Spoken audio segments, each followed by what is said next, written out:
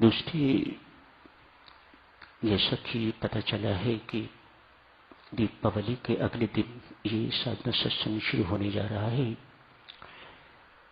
अभी ही अपनी टिकटें बुक करवा लीजिएगा, रिजर्वेशन करवा लीजिएगा। मुझे अपनी टिकट रिजर्व करवाने के लिए बहुत कठिनाई पड़ी। Tickets are not available, counters are closed. तो इतना रश है उस तरफ, तो बस से जाइए, किसी भी साधन से पहुंचिएगा। जिनके नाम स्वीकार हो गए हैं उनसे करबद्ध प्रार्थना है कि समय से पूर्व पधारने की कृपा कीजिएगा। धन्यवाद। कल पूर्णिमा थी, महर्षि वाल्मीकि जी का जन्म दिवस। एक महान संत जिनका उपकार संसार कभी भूल नहीं सकेगा। जो रचनाएं इन्होंने रची हैं, कोई एक रामायण नहीं रची, और रामायणें भी रची हैं इन्होंने। बहरहाल जिस रामायण से हम परिचित हैं, वाल्मीकि रामायण, वह सिर्फ हमारी ही नहीं है, ऐसा दक्षिण भारत की नहीं है।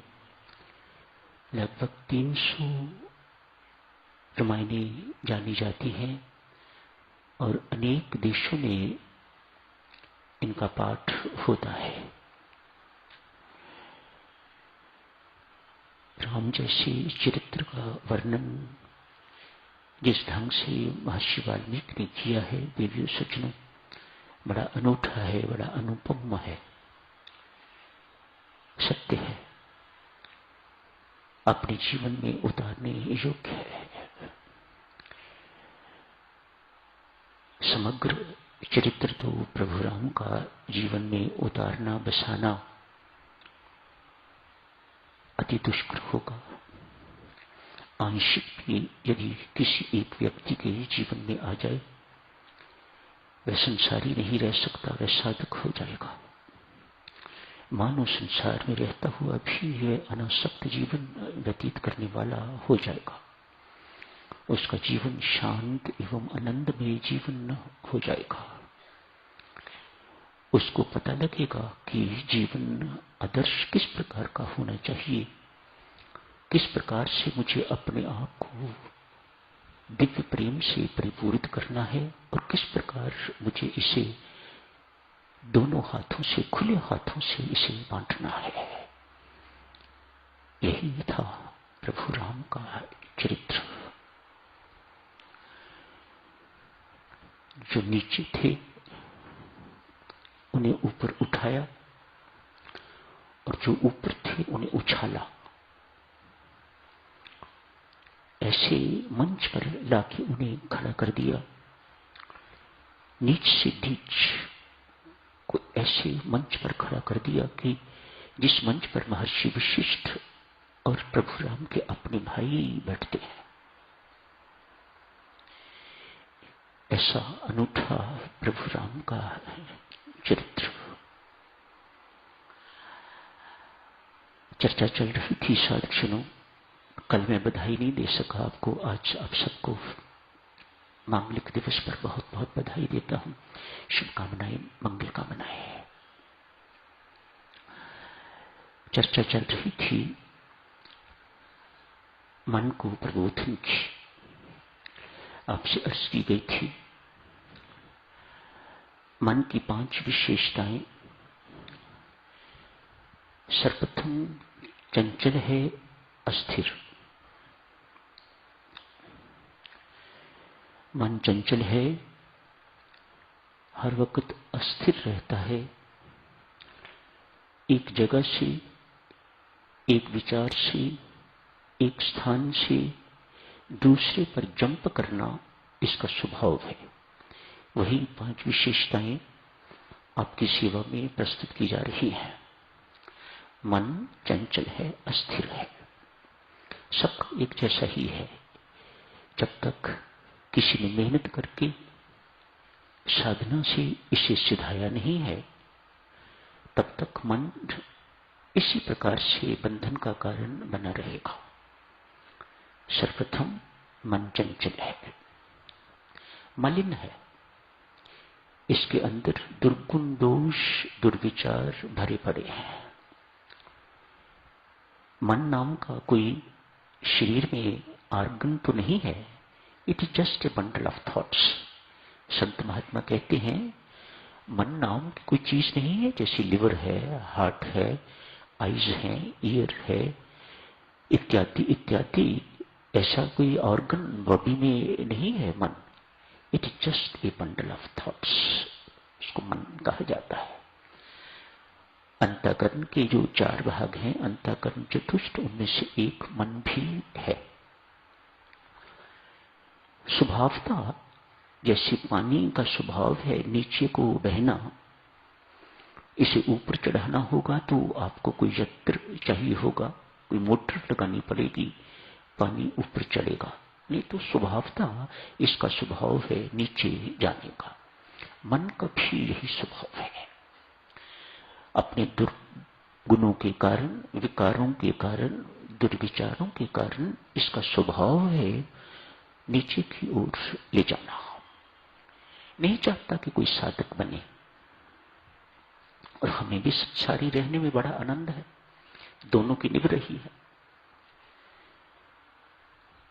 मन नहीं चाहता कि तू साधक बन, मन चाहता है तू संसारी ही रह, इसमें बड़ी मौज है। अध्यक्ष तो हम बनना चाहते हैं, लेकिन साधक नहीं, ये मन का खोटा खेल है। सचिव तो हम बनना चाहते हैं, पोजीशन तो, सत्ता तो हम अपने हाथ में रखना चाहते हैं, हर कोई मेरा कहना माने, हर कोई मेरे अनुसार चले। ये मन के खोटे खेल है। जो इन्हें पहचान गया, इस जन्म में बाजी मार गया, मानो अगले जन्म तक, उससे अगले जन्म तक कुछ पालेगा। जिसको यदि अभी यही बोध नहीं हुआ, वह तो, उसकी तो यात्रा अभी शुरू भी नहीं हुई। उसको तो ये सोचना चाहिए कि मानव जन्म जो मुझे मिला हुआ है, मैंने इसे बर्बाद कर दिया। मन मलिन है, नीचे की ओर ले जाने वाला, हर एक को नीचे की ओर ले जाता है। अभी आप जी से अर्ज की, पानी को ऊपर ले जाने के लिए यंत्र चाहिए, तो मन को ऊपर ऊर्ध्वमुखी करने के लिए मंत्र चाहिए। परमेश्वर की कृपा का मंत्र आपके पास है।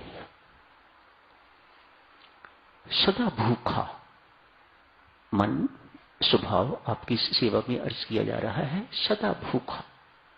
इसकी भूख कभी तृप्त नहीं की जा सकती, सदा भूखा रहेगा। इसे और मात्र और ही नहीं, नया नया, बेटर बेटर चाहिए। सदा भूखा मूर्ख है। संत महात्मा कहते हैं चौथा लक्षण है मन का, मूर्ख है, समझता नहीं है। मूर्ख कौन? जो समझता नहीं। पागल है, अंतिम लक्षण पागल।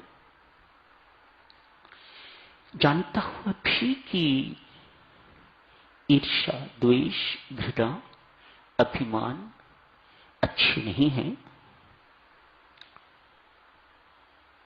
उसके बावजूद भी जानता हुआ कि ये काम गलत है, उसके बावजूद भी बार बार आपसे वही काम करवाता है। ये मन की खोटी चाल, मन का पागलपन। हम सब पर साक्षियों परमेश्वर की कृपा है, गुरु महाराज की कृपा है, शास्त्र की कृपा है। कोई शक नहीं ना किसी को, है ना? परमात्मा की कृपा है, गुरु महाराज की कृपा है।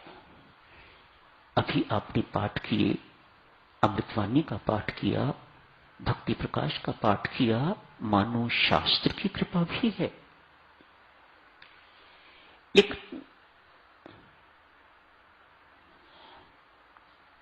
लेकिन बिग क्वेश्चन मार्क, हम वहीं के वहीं हैं, टस से मस नहीं हो रहे। हमारा अभिमान शायद किसी का थोड़ा सा कम हुआ हो, लगता तो नहीं, कम से कम मुझे अपने जीवन से तो नहीं लगता। ईर्ष्या कम हुई हो, द्वेष कम हुआ हो, घृणा कम हुई हो, मन मनोमुखी ना रह के तो गुरुमुखी या ईश्वर उन्मुख बना हो। मात्र 2 माला राम राम की फेरने को मत सोचिएगा कि आपका मन ईश्वर के उन्मुख हो गया हुआ है। आप माला तो फेरते हो राम राम की, लेकिन हो तो न्यू जर्सी में बैठे हुए, हो तो आप मेरीलैंड में बैठे हुए, न्यूयॉर्क में बैठे हुए, जम्मू बैठे हुए, इत्यादि इत्यादि। ऐसे मन को ईश्वर उन्मुख मन नहीं कहा जाता, ऐसे मन को गुरुमुख नहीं कहा जाता। ऐसा व्यक्ति मनोमुख होता है, वह मन के उन्मुख है। जहां जहां उसको मन ले जाता है वहां वहां वह जाता है। अभी तक उसके जीवन में स्थिरता नहीं आई। आज इस तीर्थ पर, कल दूसरे तीर्थ पर, परसों तीसरे तीर्थ पर, आज वेदांत पढ़ा जा रहा है, आज भक्ति का मार्ग पढ़ा जा रहा है, इत्यादि इत्यादि। मानो इस मन ने हमें कहीं का नहीं छोड़ा, हमारे जीवन में किसी भी प्रकार की स्थिरता इसने नहीं आनी थी। क्यों? स्वयं स्थिर है। एक संत महात्मा देवी सज्जनों विचरते रहते, जहां कहीं भी जाते खोज होती कि आसपास कोई संत महात्मा है अन्य, तो मैं उनके दर्शन करने के लिए जाऊं। आज जिस जगह गए वहां से सूचना मिली कि यहां से कुछ किलोमीटर दूर एक संत महात्मा पिछले 50 वर्ष से रहते हैं, लेकिन बड़े कठोर हैं, मानो संसार के काबू नहीं आते। जो संसार के काबू आ गया, देवियों सज्जनों, आप गुस्सा करो, जो मर्जी करो, वह संत नहीं रह सकेगा। मानो संसार उस व्यक्ति का दुश्मन है, जो उसकी संताई को जो है वह कम करना चाह रहा है, जो संत को संत नहीं बनने देने रह रहा, वह दुश्मन है संसार, वह सही व्यक्ति नहीं है। 50 साल से वहां रह रहा है, किसी संसारी को मिलता नहीं। जो कोई उसके पास उसको मिलने के लिए जाता है, उसे इतनी जोर से डांटता है कि फिर कभी उसकी हिम्मत नहीं होती उसके पास जाने की। एक सुना है, बहुत पहुंचा हुआ है, बहुत उच्च कोटि का संत महात्मा है, चेहरे से लगता है कि इसके पास कुछ है, इसके पास बहुत कुछ है, और कुछ हो ना हो, इसके अंदर परमात्मा का नूर टपकता है, इसके अंदर परमात्मा का प्रेम भरा हुआ है, अप टू द ब्रिम। जैसे जैसे बातें सुन रहा है, ये संत जिज्ञासा बढ़ती जा रही है, मैं दर्शन करने जाऊंगा। लोग रोकते हैं, मत जाना, चिमटा मारता है वह, मत जाना उसके पास, हम तुम्हें वार्निंग दे रहे हैं। रात को नींद नहीं आई इस साधु को। सुबह उठते बिना किसी से सलाह किए हुए चल पड़े। ढूंढते ढूंढते एक कुटिया देखी, कुटिया बंद है, संत महात्मा अंदर बैठे, अपनी मौज में बैठे हुए। बाहर एक बड़ी, द्वार के बाहर एक बड़ी लकड़ी सी पड़ी हुई है। ये संत जो दर्शन करने गए हैं वहीं बैठ गए। 1 घंटे के बाद द्वार खुला, टिक टिक नहीं, बेल नहीं। ये संसारियों के काम है, संतों के काम नहीं है। विदेशियों सुनो, संत किस प्रकार होते हैं और संतों के साथ किस प्रकार से डील किया जाता है। विदेश में जाके सब कुछ भूल गए हो आप। घंटी बजाओ, आओ जी बैठो, ठंडा पियोगे, गर्म पियोगे, घंटा आधा घंटा उसका बर्बाद करो, घंटा आधा घंटा अपना बर्बाद करो। ये संसार है। 1 घंटे के बाद संत महात्मा बाहर निकले। कैसे आना हुआ? संत ने पूछा। एक संत ने दूसरे संत से पूछा, कैसे आना हुआ? दर्शन करने के लिए आया हूं महाराज। द्वार बंद। उसके बाद ये महात्मा फिर वहीं उसी बड़ी लकड़ी पर बैठ गए। 2 घंटे के बाद फिर द्वार खुला। भीतर आ जाइए, भोजन तैयार है, भोजन करते हैं। उस संत ने इनको अंदर बुला लिया। धूनी लगी हुई थी उसके पास। दोनों महात्मा बैठ गए। भोजन भी चल रहा है, साथ ही साथ भगवत चर्चा भी चल रही है। क्रोध का निराकरण कैसे हो, अभिमान का निराकरण कैसे हो, ईर्ष्या को कैसे कुचला जाए, कैसे इसको मारा जाए, आपस में लंबी चौड़ी चर्चा। वह संत महात्मा शास्त्रों के पारंगत, 50 साल के अपने अनुभव से जटिल समस्याएं, जो आध्यात्मिक समस्याएं हैं, उन पर चर्चा की जा रही है। इनके मन में विचार आया, लोग ऐसे ही रहते थे, ये तो बड़ी उच्च कोटि के महात्मा है। संत ने कहा, अब हुआ ना, अब मेहरबानी करके आप प्रस्थान कीजिएगा। आपकी कृपा से हुआ महाराज। इसने कहा, जो कुछ भी हुआ आपकी कृपा से हुआ। आपकी कृपा से होता है तो चिमटा उठा लिया। खबरदार, परमेश्वर की कृपा हुई तो तेरा मेरे पास आगमन हुआ। तू आया, मैंने सोचा परमेश्वर की प्रेरणा से यह व्यक्ति आया था, आया है, वरना मैं तेरे से क्यों बात करता, क्यों अपना समय बर्बाद करता, क्या लगता है तू मेरा? ये संत बता रहे हैं। परमेश्वर की कृपा हुई, तेरा यहां आगमन हुआ, संत का मिलन हुआ। परमेश्वर की कृपा होती है तो संत का मिलन होता है। शास्त्र पर चर्चा हुई तो मानो शास्त्र की कृपा भी हुई। कहा, महाराज बहुत कुछ पाया, बहुत कुछ सुना, अब इजाजत दें, चलता हूं। ऐसी कृपा बनाए रखिएगा। बाह पकड़ी, बैठकर। परमेश्वर की कृपा भी है, संत की कृपा भी है, शास्त्र की कृपा भी है। साधु महात्मा, यदि तेरी अपनी कृपा तेरे ऊपर नहीं है तो सब बेकार जाएगा। यदि तेरे मन की कृपा तेरे ऊपर नहीं है तो सब कुछ बेकार चला जाएगा। सुना हुआ भी बेकार, पढ़ा हुआ भी बेकार, मेरा अनुभव भी बेकार, मेरा समय भी बर्बाद, सब कुछ बर्बाद ही बर्बाद। सिर्फ एक कारण से, वह कारण तेरे ऊपर तेरे मन की कृपा नहीं है।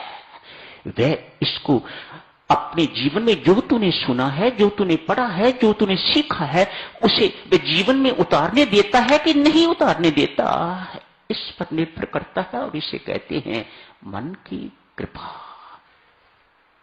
आपकी अपनी कृपा। क्यों कहा जा रहा है आपकी अपनी कृपा?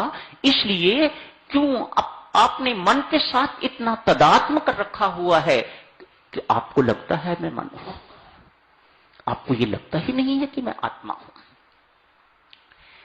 जब आत्मा लगेगा मैं आत्मा हूं, फिर मेरी कृपा अपने आप की कृपा का अर्थ और हो जाएगा। इस वक्त आपकी अपनी कृपा का अर्थ है आपके मन की कृपा। 4 कृपाओं को याद रखिएगा, तब साधक बन पाओगे,